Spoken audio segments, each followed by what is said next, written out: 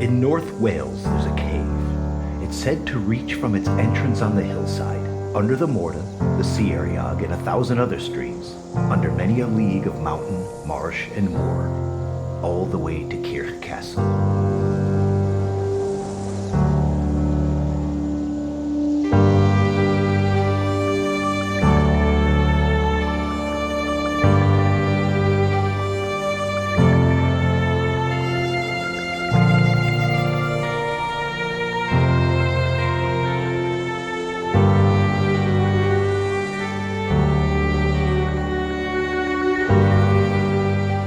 It's also said that whoever goes within 5 paces of its mouth would be drawn into it by the fairies and lost.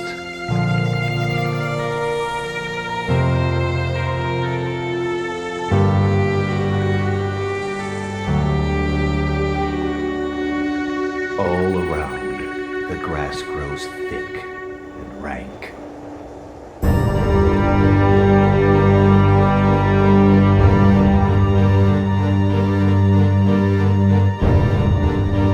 Even animals feared the spot. A fox with a pack of hounds in full cry at its tail once turned round short on approaching it, its hair all bristled and fretted like frostwork with terror, and it ran into the middle of the pack as if anything earthly, even unearthly death, was an escape from what was waiting in that cave. And the hounds in pursuit of this fox would not touch him on account of the smell and the gleam that stuck to his coat.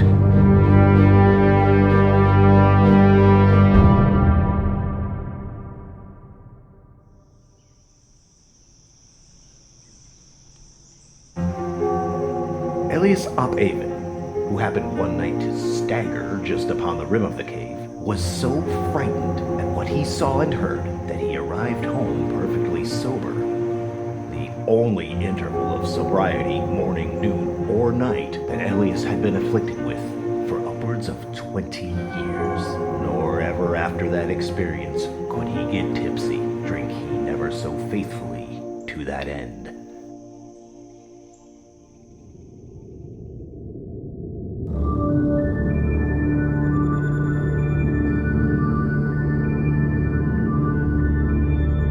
But one misty Halloween, Iola Apu, the fiddler, decided to solve the mysteries of the cave. Now he provided himself with an immense quantity of bread and cheese and 7 pounds of candles, and he ventured in.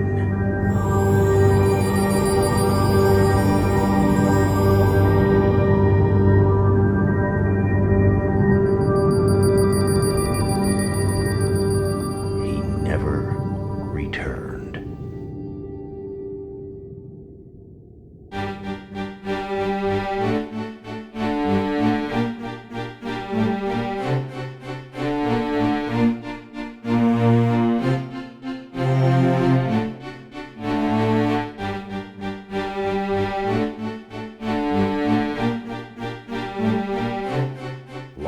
Long afterwards, at the twilight of another Halloween, an old shepherd was passing close to the place when he heard a faint burst of melody dancing up and down on the rocks above the cave.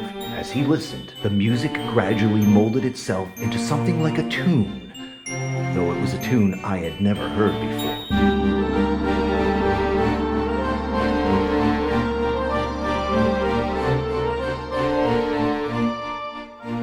There appeared at the mouth of the cave a figure well known to me by remembrance. It was dimly visible, but it was Iola Apu. I could see that at once. He was capering madly to the music of his own fiddle, with a lantern dangling at his breast. And suddenly, the moon cleared through the mist, and I saw poor Iola for a moment. Oh, but it was clearly. His face was pale as marble, and his eyes stared deathfully. His head dangled loose and unjointed at his shoulders. His arms seemed to keep his fiddlestick in motion without his will.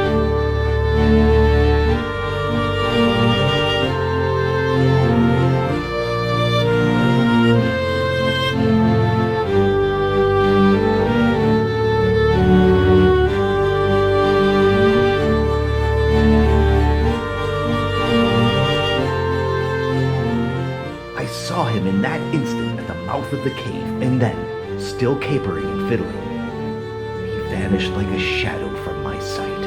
But he slipped into the cave in a manner quite different from the step of a living and willing man.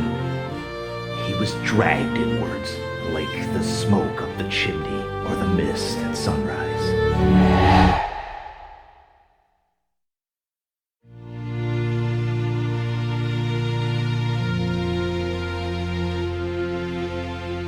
Poor Yola.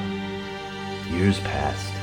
All hopes and sorrows for him not only lost their hurt, but were nearly forgotten. I had gone to live in a village far away across the hills.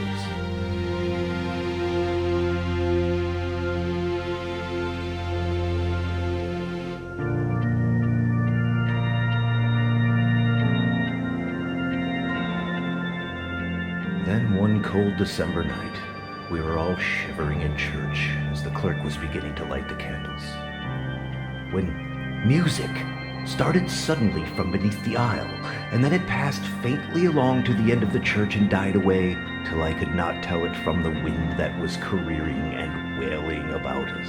But I knew the tune. I knew it.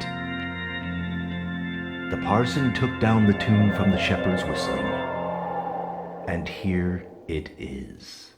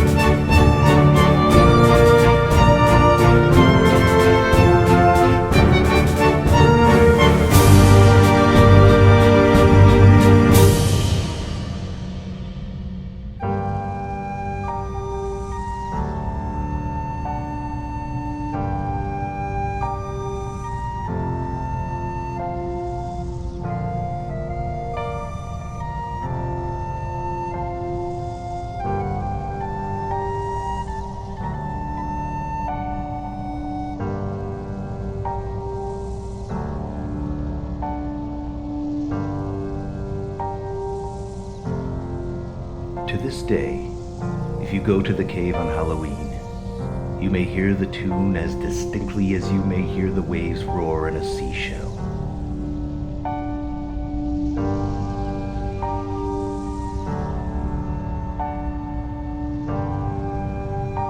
And it is said that on certain nights in leap year, a star stands opposite the farther end of the cave, and by its rays you can see Eola and his companion.